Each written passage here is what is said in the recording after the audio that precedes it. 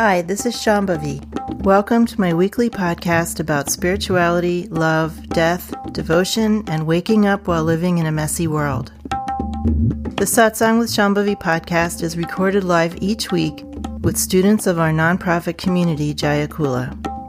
For more information and to find out about attending a satsang, visit jayakula.org. Thanks for listening. Much love to you, wherever and however you are. Could you talk about apologies, and particularly whether apologies can be demanded of other people? Well, you can demand, but that doesn't mean you'll get one.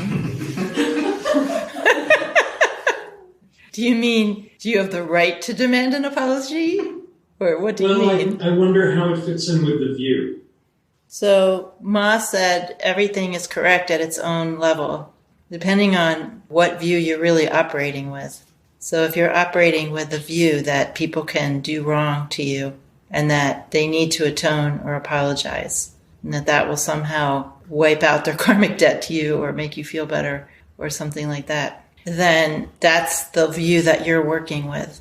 You're having an experience that what somebody else does is wrong or right or mixed, wrong and right, that if someone else does something wrong to you, then they should give you an apology.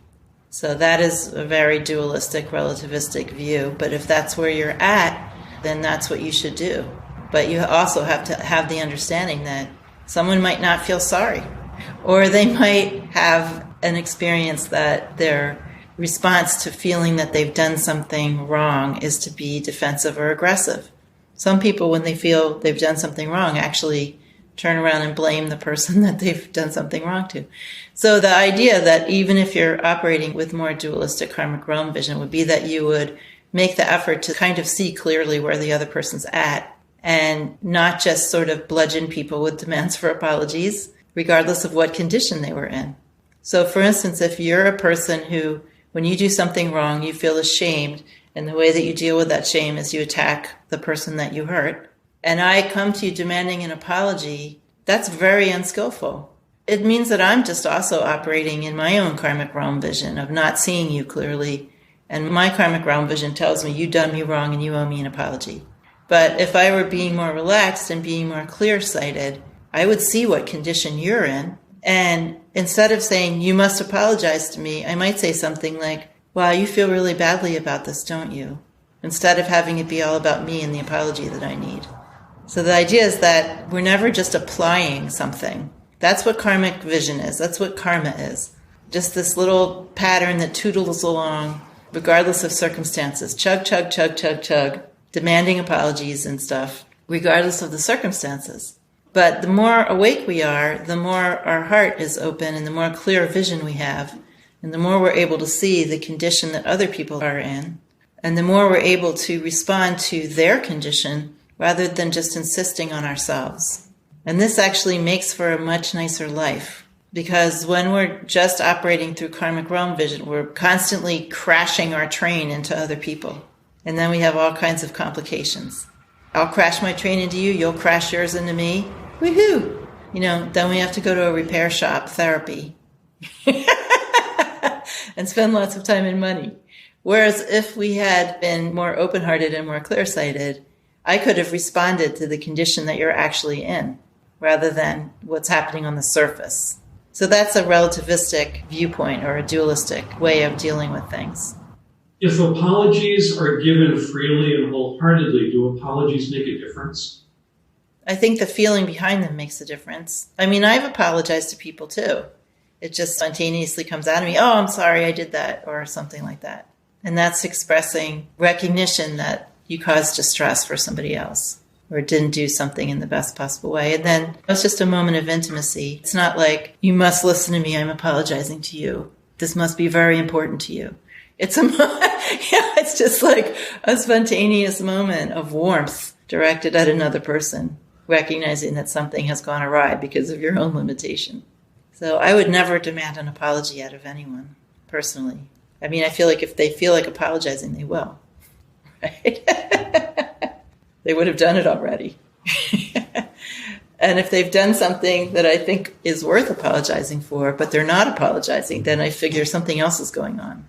I've told other people to apologize, but that's as a sadhana, not because it's like morally or ethically somehow better than not apologizing. It's just if it's helpful for someone to apologize, then that's why one would do it, if it's helpful. The idea is that we're always just trying to be helpful. I'm wondering about spiritual bypassing.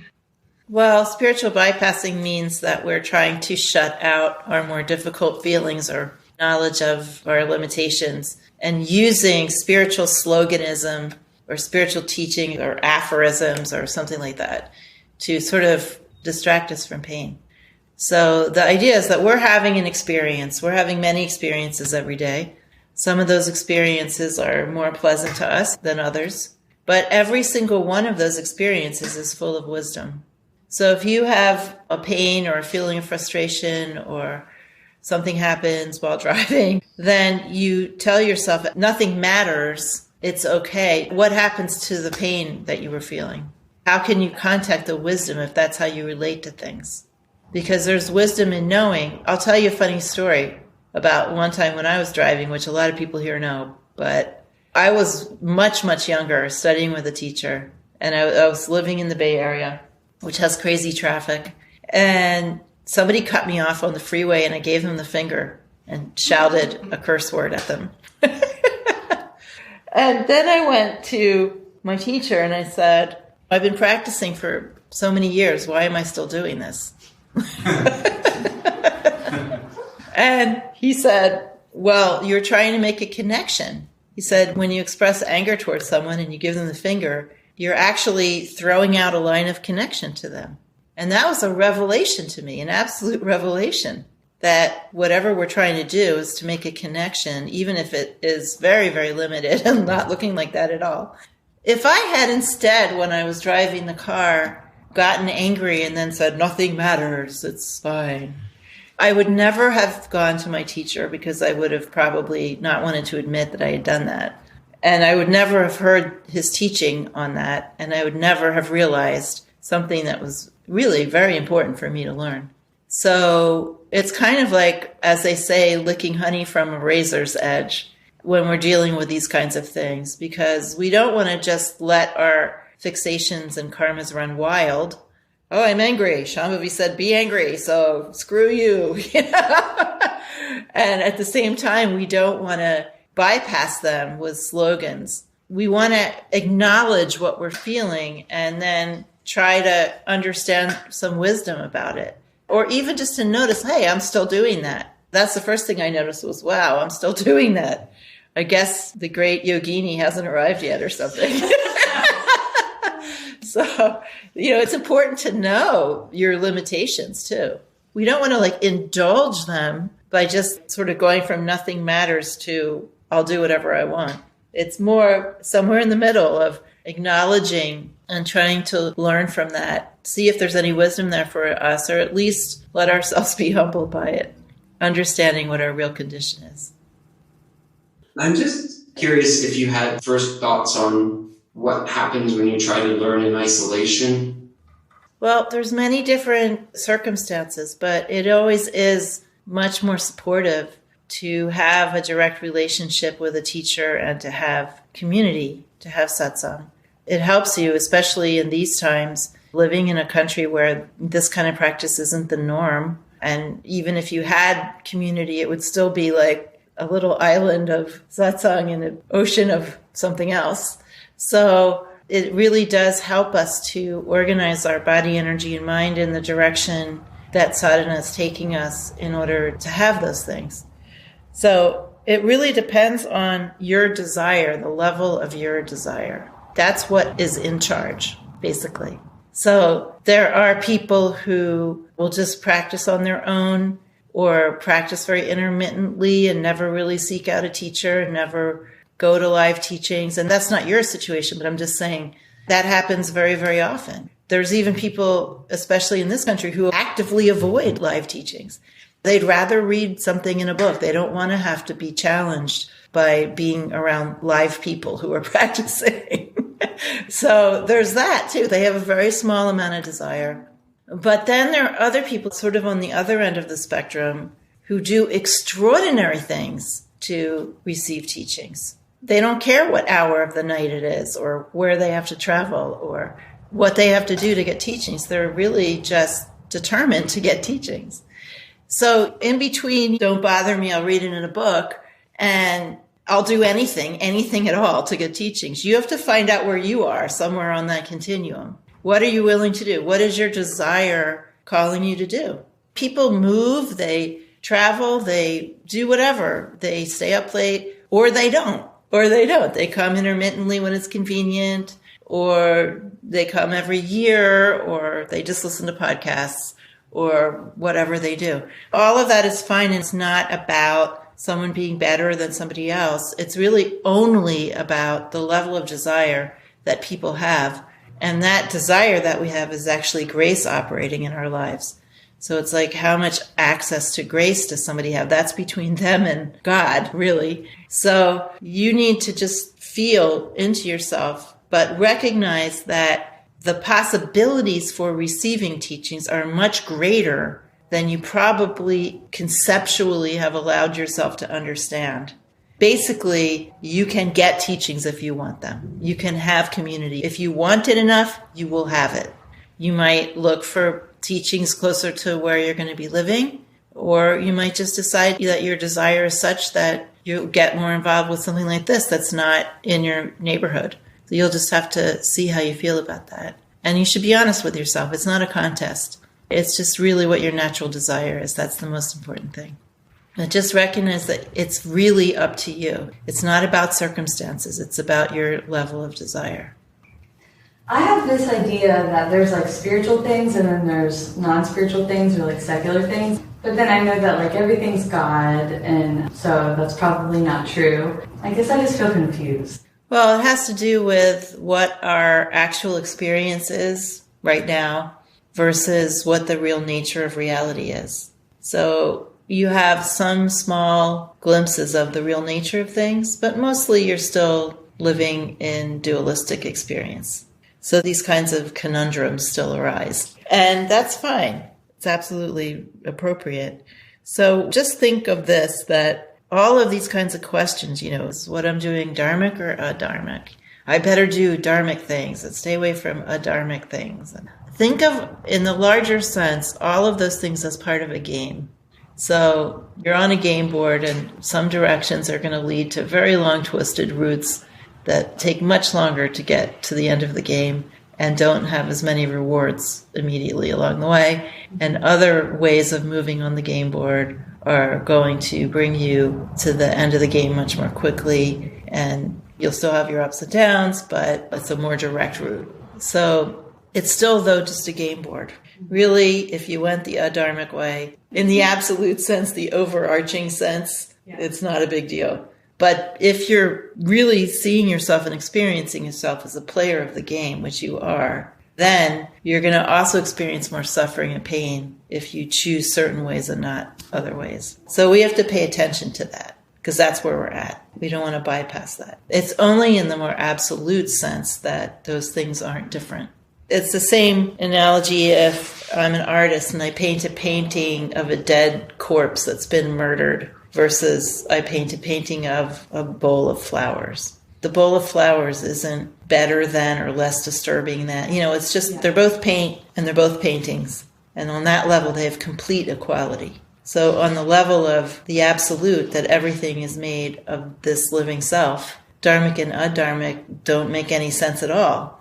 But on the level of this alive, aware reality is the game master. It created those categories, dharmic and adharmic, for us to play with. So you just play the game as well as you can until you are able to recognize there's no real difference. But until then, play the game, recognizing that the game is made by God for us. This is what's meant by Leela, the sport of God, the game, the sport, the play. This is the game, the sport, the play of going from an apparent condition of relative lack of access to wisdom to more access to wisdom. But it's just like being players in a drama, because if I'm playing a person in a play who doesn't know very much, it's uneducated and doesn't really get what's going on around them and stuff, It actually takes a lot of skill to play that role, like as an actor, right? So there's not really any difference between me and the other actors. We're all just playing those parts. On an absolute level, I'm not uneducated and I'm not stupid or whatever. I'm just playing that role. So that's the difference between relative and absolute. So we're playing the game because that's the game that we've been given. Just like an actor is saying, well, I'm going to do this script and I'm going to play these roles because this is what the playwright has produced. And it's fun and I like doing it. What helps us when we remember the more absolute view is it just lightens things up a bit. If we just remember that everything here is God playing this, we can still play really hard and have fun. And also remember that there's only beneficence here, that the real nature of this alive, aware reality is goodness, sweetness, compassion. So even the bad stuff has that in it. I'm curious what it feels like to you to teach in more of the formal setting, like when we have like a Buddhist Shuddhi teaching. I don't know. I've never really thought about it. I enjoy being in a field of many, many different people. So I've always enjoyed that, even before I started practicing or teaching. I just enjoy being around a lot of different people in different conditions and kind of feeling them and fielding them. And it just feels like a big, complicated birthday cake that I'm eating. I've been doing energy-based practices since I was 15 years old. And so my energy body and then the insight I've gained through other practice that I did makes it a circumstance of great immediacy. And if you have all of this sensory apparatus, you want something to feed it, basically. So I like being in complicated situations with lots of people and just working through them like intuitively and sensorially. And most of the time when I'm teaching, words are just coming out of my mouth and there's not really much going on in my brain. It just feels very, very direct. But teaching online doesn't always feel that way. So there are different moments during those longer formal teachings where I feel for the first time ever that I'm pushing out energy. When there's other people in the room with me live, it's not as often. And when the people participate more who are online, it's not that often. But there was one teaching that happened recently, I can't remember what it was, where there was nobody in the room and the people online weren't saying very much. And I just felt exhausted after that in a way that I have never felt after giving a teaching. Usually I just feel relaxed and I may feel tired in an ordinary way, but I don't feel that sense of exhaustion, like I've overused my energy. So there's something about the synergy of being with other people or when people are participating more online that makes it just very joyful and natural and relaxed and fulfilling for me. I don't know what else to say about it. I sort of feel like someone in their right environment. Do you ever get nervous? Yeah, but not teaching. Teaching feels like my natural habitat. Basically, I just like sharing things that I have deep knowledge of and sharing them in an environment that's kind of messy and multi-layered. One-on-one, if we're doing something more mystical, is also a lot of fun for me. Anything that gets me into the round world. That's why we should do stuff, because we enjoy it. Words of profound wisdom. That's where I've gotten into the most trouble for most of my life, is that I just do stuff I enjoy. And then there's some other people that take affront at that. But we're supposed to be worrying about ourselves. That's somehow demonstrating our seriousness and merit. It sort of seems like the opposite to me of the teaching, to worry about yourself all the time. Yeah, it is the opposite. I mean, the teaching is whatever condition you're in, that's where you begin, and that's what you work with. So we're not trying to be in a different condition than we are by thinking our way out of it. But yeah, I mean, the self is full of virtue, full of wisdom. And when we discover that, there's absolutely nothing to worry about. The time it takes us to discover that there's the rub, right?